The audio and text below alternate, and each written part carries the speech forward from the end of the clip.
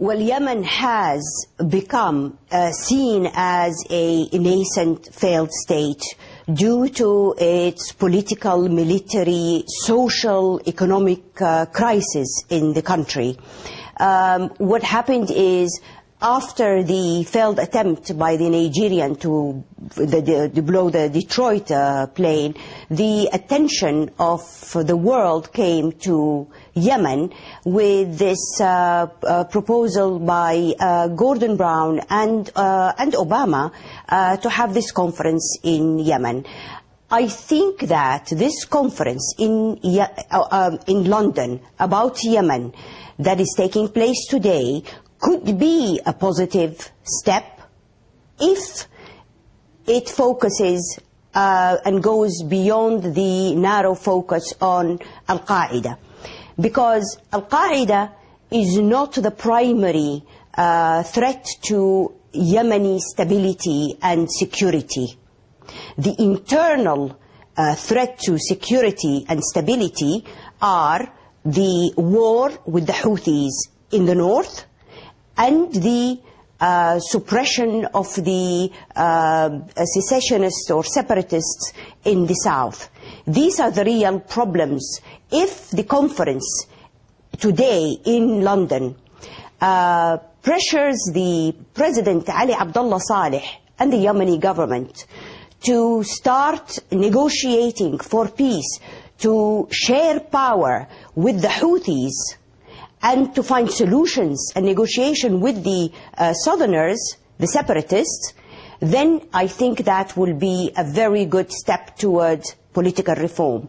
But if it's used as a blanket cover for President Ali Abdullah Saleh to get aid and military help in the fight on terrorism, then it's going to do more harm than good. Okay. The muddle up, or both the Ali Abdullah Saleh and the Saudi government in their war against the Houthis had wanted to make a link between Al-Qaeda and the Houthis.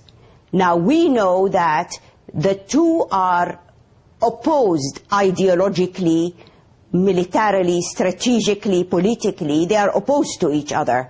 And they wanted to, for the United States to say that the Houthis are terrorists, and the Houthis are not terrorists.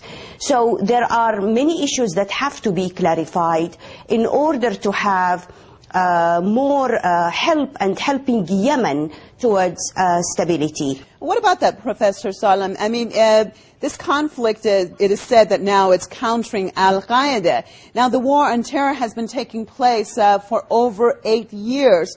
So what exactly has happened that still, for example, they're saying now in Yemen that Al-Qaeda is making more and more grounds? What exactly has been done, and why haven't they been able to destroy or at least deter Al-Qaeda?